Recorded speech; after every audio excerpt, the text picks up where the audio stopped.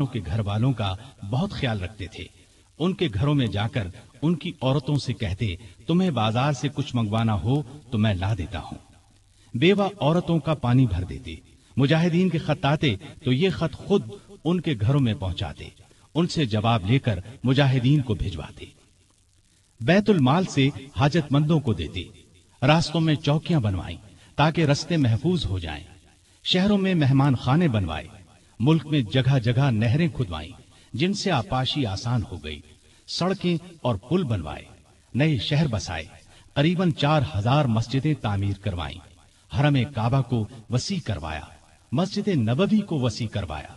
मर्दम शुमारी का निजाम राइज किया। सिक्का जारी किया। सने हिजरी कायम किया।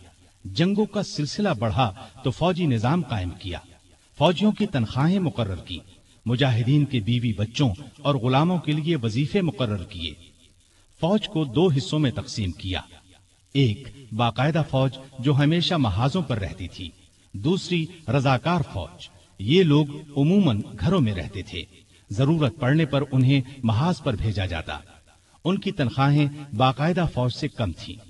मुल्क में जगह जगह फौजी छावनियां कायम की। छावनियों के साथ अस्तबल तामीर करवाए। उनमें 4-4 हजार घोड़े तैयार रहते थे। ऊंट भी मौजूद रहते। फौज के साथ खजांची, तबीब, जर्राह, गनीमत के माल का हिसाब रखने वाले, दूसरी जुबानें जानने वाले और दुश्मन की जासूसी करने वाले भी रहते थे। फौज की तालीम का भी इंतजाम किया। फौज को ये हिदायत थी कि दुश्मन से जो अहद करो उसको पूरा करो। बच्चों, औरतों, बूढ़ों और राहिबों को कत्ल न करो। माले गनीमत में खियानत न करो। आबादियों को वीरान न करो। फलदार दरख्तों को न काटो। जो लोग जंग में कैदी बना लिए जाएं, उन्हें उनके करीबी रिश्तेदारों से जुदा न करो। लड़ाई में मारे जाने वालों के हाथ पांव, नाक कान न काटो। कुरान और हदीस की तालीम आम कर दी। सैयदना उमर खुद बहुत बड़े फकीह थे। उन्होंने तमाम इलाकों में फकीह मुकर्रर किए। लोग उनसे दीनी मसाइल पूछते थे। उनके जमाने में इस्लाम की बहुत इशाअत हुई। गैर मुस्लिमों से अच्छे सलूक की वजह से भी इस्लाम बहुत तेजी से फैला। इंसाफ का दामन किसी कीमत पर नहीं छोड़ते थे। शाम में मुसलमानों को मस्जिद बनाने के लिए एक जमीन की जरूरत पेश आई। जमीन एक यहूदी की थी। मुसलमानों ने जमीन उससे खरीदना चाही, लेकिन यहूदी ने इनकार कर दिया। मुसलमानों ने जबरदस्ती जमीन पर कब्जा करके मस्जिद बना ली। यहूदी ने सैयदना उमर से शिकायत की। सैयदना उमर फारूक ने हुक्म दिया कि मस्जिद नाजायज तरीके से बनाई गई है। इस्लाम इसकी इजाजत नहीं देता।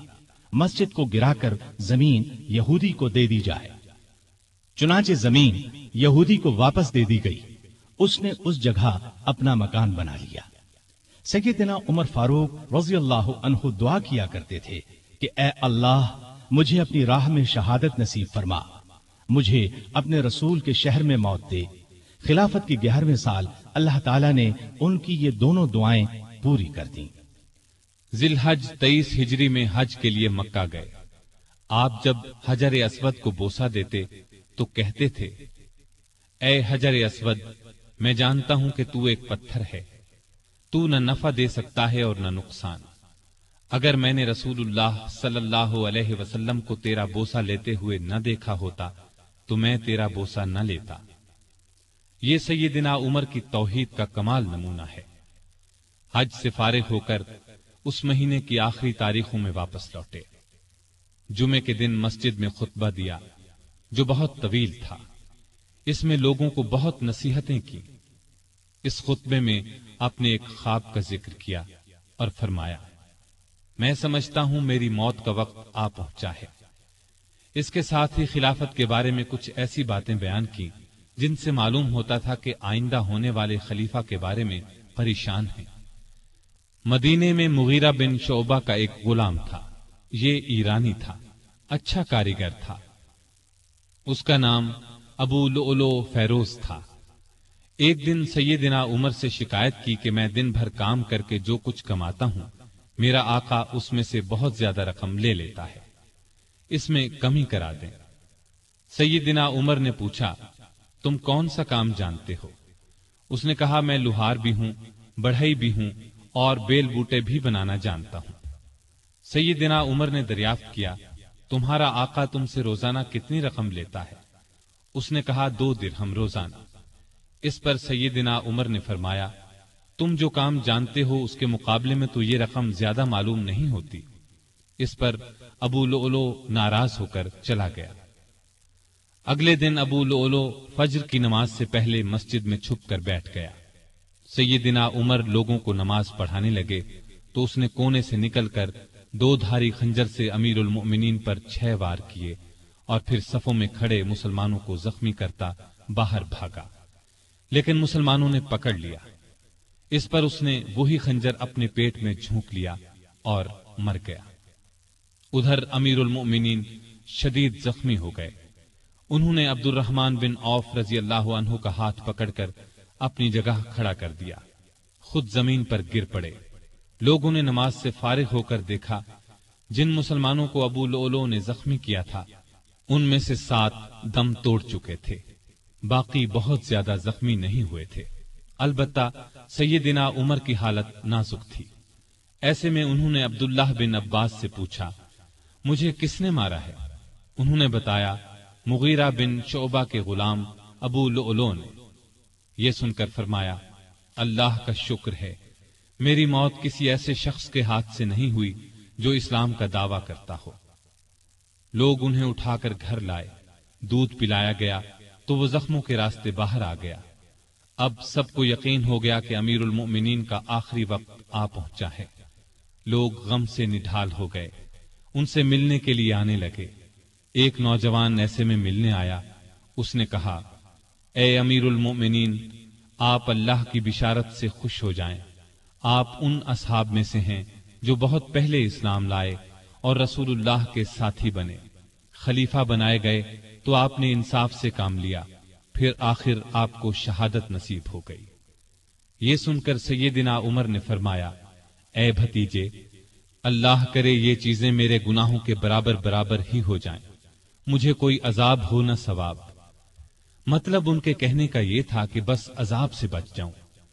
وہ نوجوان واپس جانے لگا تو سیدنا عمر فاروق رضی اللہ عنہ کی نظر اس کی چادر پر پڑی جو زمین کو چھو رہی تھی۔ اس نازک حالت میں بھی انہیں شریعت کا اس قدر پاس تھا کہ فرمایا، اس نوجوان کو واپس بلاؤ۔ اسے واپس ان کے سامنے لایا گیا تو فرمایا، اے بھتیجے، اپنا تہبند اونچا باندھو، اس سے کپڑا بھی صاف رہے گا اور تمہارے رب کے نزدیک یہ پرہیزگاری کی بات بھی ہے۔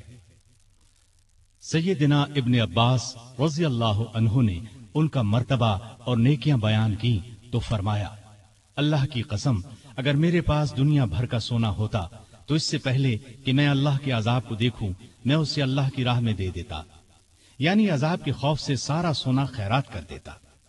اس کے بعد اپنے بیٹے عبداللہ کو بلایا، ان سے پوچھا کہ مجھ پر کتنا قرض ہے۔ انہوں نے حساب لگا کر بتایا 86,000 درہم۔ اس پر انہیں کچھ ہدایات دی۔ آخر میں فرمایا، اس قرض کو میری طرف سے ادا کر دینا۔ اس کے بعد فرمایا، ام المومنین عائشہ صدیقہ رضی اللہ تعالی عنہا کے پاس جاؤ اور کہو، عمر بن خطاب آپ کو سلام کہتا ہے اور اپنے 2 ساتھیوں یعنی نبی کریم صلی اللہ علیہ وسلم اور ابو بکر کے ساتھ دفن ہونے کی اجازت چاہتا ہے۔